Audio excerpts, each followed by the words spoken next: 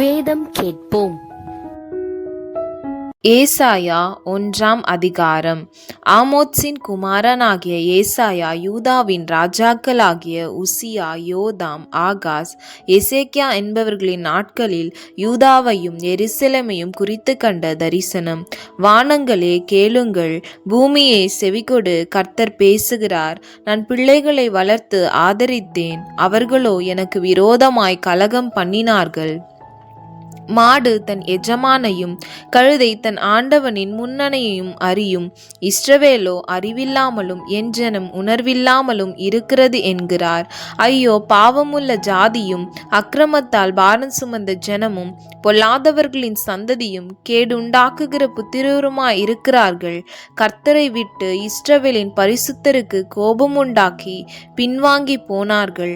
இன்னும் நீங்கள் ஏன் அடிக்கப்பட வேண்டும்? அதிகமாய் விலகி போகிறீர்களே.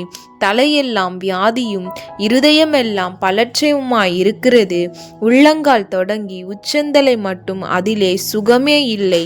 அது காயமும் வீக்கமும் நொதிக்கிற ரணமுள்ளது. அது சீழ்பிதிக்கப்படாமலும் கட்டப்படாமலும் எண்ணெயினால் ஆற்றப்படாமலும் இருக்கிறது. உங்கள் தேசம் பாழாயிருக்கிறது, உங்கள் பட்டணங்கள் அக்கினியினால் சுட்டெரிக்கப்பட்டது. உங்கள் நாட்டை அந்நியர் உங்கள் கண்களுக்கு முன்பாக பட்சிக்கிறார்கள். அது அந்நியரால் கவிழ்க்கப்பட்ட பாழ்தேசம் போல் இருக்கிறது. சியோன் குமாரத்தி திராட்சை தோட்டத்தில் உள்ள ஒரு குச்சி போலவும் வெள்ளரி தோட்டத்தில் உள்ள ஒரு குடிசை போலவும் முற்றுகை போடப்பட்ட ஒரு பட்டணம் போலவும் மீந்திருக்கிறாள். சேனைகளின் கர்த்தர் நமக்கு கொஞ்சம் மீதியை வைக்காதிருந்தாரானால் நாம் சோதோமை போலாகி கோமோராவுக்கு ஒத்திருப்போம். சோதோமின் அதிபதிகளே, கர்த்தருடைய வார்த்தையை கேளுங்கள். கோமோராவின் ஜனமே, நமது தேவனுடைய வேதத்துக்கு செவி கொடுங்கள். உங்கள் பலிகளின் திரள் எனக்கு என்னத்துக்கு என்று கர்த்தர் சொல்லுகிறார். ஆட்டுக்கடாக்களின் தகன பலிகளும் கொழுத்த மிருகங்களின் இனமும் எனக்கு அரோசிகமாய் இருக்கிறது. காளைகள், ஆட்டுக்குட்டிகள், கடாக்களுடைய இரத்தத்தின் மேல் எனக்கு பிரியமில்லை. நீங்கள் என் சந்நிதியில் வரும்பொழுது என் பிரகாரங்களை இப்படி மிதிக்க வேண்டும் என்று உங்களிடத்தில் கேட்டது யார்? இனி வீண் காணிக்கைகளை கொண்டு வர வேண்டாம். தூபம் காட்டுதல் எனக்கு அருவருப்பாய் இருக்கிறது. நீங்கள் அக்கிரமத்தோடு ஆசரிக்கிற மாத பிறப்பையும் ஓய்வு நாளையும் சபை கூட்டத்தையும் நான் இனி சகிக்க மாட்டேன்.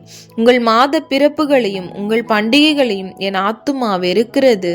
அவைகள் எனக்கு வருத்தமாய் இருக்கிறது. அவைகளை சுமந்து இளைத்து போனேன். நீங்கள் உங்கள் கைகளை விரித்தாலும் என் கண்களை உங்களை விட்டு மறைக்கிறேன். நீங்கள் மிகுதியாய் ஜெபம் பண்ணினாலும் கேளேன். உங்கள் கைகள் இரத்தத்தினால் நிறைந்திருக்கிறது. உங்களை கழுவி சுத்திகரியுங்கள். உங்கள் கிரியைகளின் பொல்லாப்பு என் கண்களுக்கு மறைவாக அகற்றிவிட்டு தீமை செய்தலை விட்டு ஓயுங்கள். நன்மை செய்ய படியுங்கள். நியாயத்தை தேடுங்கள். ஒடுக்கப்பட்டவனை ஆதரித்து திக்கற்ற பிள்ளையின் நியாயத்தையும் விதவையின் வழக்கையும் விசாரியுங்கள். வழக்காடுவோம் வாருங்கள் என்று கர்த்தர் சொல்லுகிறார். உங்கள் பாவங்கள் சீவேரென்றிருந்தாலும் உறைந்த மழையைப் போல் வெண்மையாகும். அவைகள் இரத்தாம்பர சிவப்பாய் இருந்தாலும் பஞ்சை போல் ஆகும்.